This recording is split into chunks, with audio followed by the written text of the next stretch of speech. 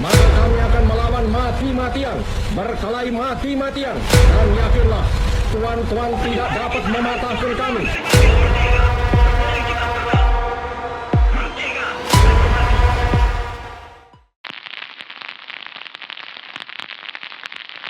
Penulis Rusia Alexander Solzhenitsyn berkata, "Saya akan dengan senang hati mengorbankan hidup jika hidup itu akan memajukan kebenaran." Solzhenitsyn yang karena keberaniannya menentang perlakuan kejam terhadap para tahanan dalam kam-kam penjara harus menanggung resiko, mulai dari ancaman hingga penahanan. Saat ada orang berkata perjuangannya sia-sia belaka, ia bergeming dan tetap menulis. Tidaklah ia ingin disebut sebagai pahlawan dengan melakukan hal itu, namun semata-mata untuk memenuhi panggilan jiwanya sebagai seorang intelektual. Apabila kisah Solzhenitsyn diparalelkan dengan kehidupan kampus, maka kita berharap mahasiswa dapat menyadari fungsi-fungsi sosialnya sebagai the happy selected few, sebagian kecil masyarakat yang beruntung karena bisa kuliah, ketika pada saat bersamaan terdapat ratusan ribu pemuda-pemudi Indonesia yang harus gigit jari karena tak memiliki kesempatan serupa. Bicara soal mahasiswa, saya jadi ingat dengan buku Zaman Peralihan karya Suhok Gi. Buku ini adalah kumpulan tulisan Gi, aktivis mahasiswa angkatan 66. Tulisan-tulisan itu sebelumnya telah terbit di berbagai media massa, kemudian disatukan dalam sebuah buku. Suhok Gi sendiri lahir pada tahun 1942 dan meninggal tahun 1969, sehari sebelum ulang tahunnya yang ke-27, lantaran menghisap gas beracun di Gunung Semeru. Tulisan-tulisannya banyak mempengaruhi cara berpikir kaum muda hingga saat ini. Buku Zaman Peralihan terdiri dari 3 bab, yaitu tulisan-tulisan kemahasiswaan, tulisan-tulisan tentang kemanusiaan, dan tulisan-tulisan tentang Gi saat ia berada di Amerika Serikat. Pada bab yang memuat soal kemahasiswaan, saya tertarik dengan tulisan yang berjudul Mimpi-mimpi terakhir seorang mahasiswa tua. Dalam tulisan itu, Gi mengungkapkan kebahagiaannya karena dalam beberapa bulan ke depan ia akan lulus dan meraih gelar sarjana. Namun di balik kebahagiaan itu, ia juga merasa sedih lantaran akan berpisah dengan kampus yang dicintainya, dengan teman-temannya, dan kehidupan yang telah membentuk kepribadiannya. Sebagai mahasiswa yang akan lulus, Suhok Gi bermimpi soal mahasiswa di masa yang akan datang.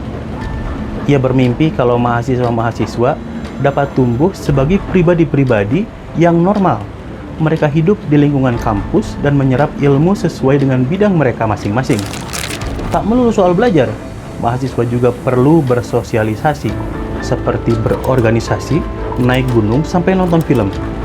Dalam perkuliahan yang amat ketat dan serius itu, kata Gi perlu juga kelucuan-kelucuan dan kekocakan-kekocakan untuk mencairkan suasana. Namun kata Gi, bila keadaan menuntut, para mahasiswa perlu hadir di barisan paling depan guna menunjukkan sikapnya, menyatakan sesuatu yang benar karena mereka tahu akan kebenarannya, menolak sesuatu karena mereka paham itu adalah suatu kesalahan. Gi berkata, tetapi pada saat-saat yang menentukan, mereka dapat bersikap tegas.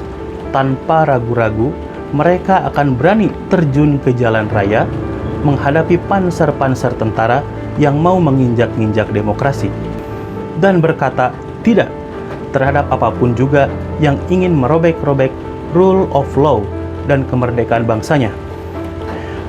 Manusia-manusia yang berkepribadian tetapi tidak berlebih-lebihan. Gi menganalogikan mahasiswa seperti tokoh koboi dalam film Shane. Shane dikenal asing, misterius, dan tak jelas asal-usulnya. Namun saat ada bandit mengacau di kota, ia akan datang dan menghabisi para bandit itu. Sebelum warga kota mengucapkan terima kasih, Shane justru lebih dulu pergi. Film Shane yang diputar pada pertengahan tahun 1950-an sangat mempengaruhi pikiran Gi. Ia melihat adanya kebutuhan akan tokoh-tokoh yang berani dan idealis seperti Shane untuk memimpin perubahan. Shane dengan citra pahlawan yang datang membela kebenaran mewakili semangat yang ingin ditanamkan Guy pada para aktivis mahasiswa. Sebagaimana ia berkata, "Bagiku politik adalah barang yang paling kotor, lumpur-lumpur yang kotor. Tetapi suatu saat ketika kita tak dapat menghindari diri lagi, maka terjunlah." Mahasiswa mesti paham pada pihak mana ia mesti bersikap. Kenyataannya, pada zaman Guy, tak semua mahasiswa bermental aktivis. Ada juga yang so aktivis, keras ketika ditekan, dan lembek ketika mendapat kesempatan berkuasa. Lu tuh sebenarnya kiri apa kanan sih? Lu hati-hati kalau bicara, Jak. Lu yang hati-hati. Itu membuktikan adanya unsur-unsur kontra revolusioner dalam senat. Menurut gua ini revolusi, Ki. Revolusi? Revolusi apa, Han? Guy mengkritik kawan-kawannya yang masuk DPR, lantas bersikap geger budaya, mendadak banyak duit dan mulai mencicil mobil-mobil mahal. Guy bermimpi bahwa mahasiswa-mahasiswa harus berkarakter, tahu kapan harus menjalani peran sebagai penuntut ilmu, tahu kapan harus menjalani peran sebagai perwujudan dari masyarakat yang sedang gamang. Ia menyadari mimpi ini akan sulit dicapai, tapi ia tetap berharap bila dengan keyakinan apa yang diimpikannya akan menjadi kenyataan.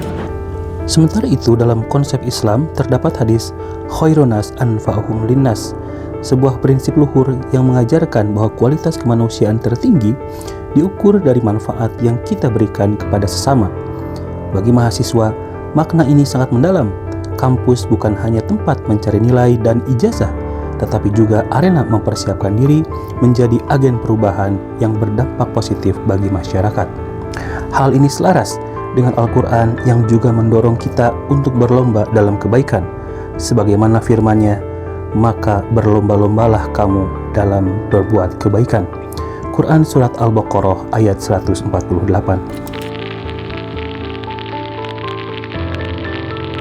Mimpi-mimpi Guy dapat pula dilanjutkan oleh mahasiswa pada masa kini. Selain belajar di kampus, mereka dapat memanfaatkan platform media digital untuk mempelajari ilmu atau bidang yang mereka minati. Selain itu, mahasiswa dapat tampil untuk menyampaikan hal-hal yang mereka anggap benar, baik di jalanan ataupun di internet. Mahasiswa mesti pula menyadari fungsinya, baik sebagai intelektual ataupun agen sosial. Darinya diharapkan pada masa depan akan lahir banyak para leader dan bukan para dealer.